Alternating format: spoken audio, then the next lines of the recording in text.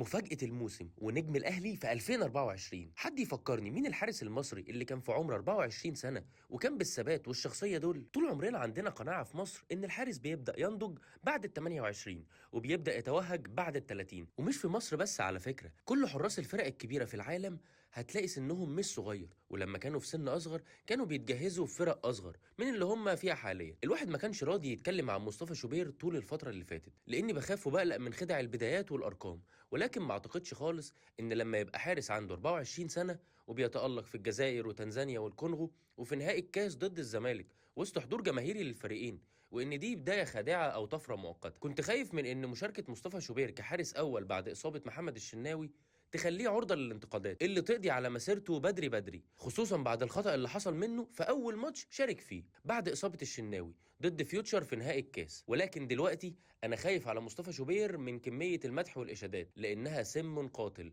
زي الهجوم والتربص بالظبط.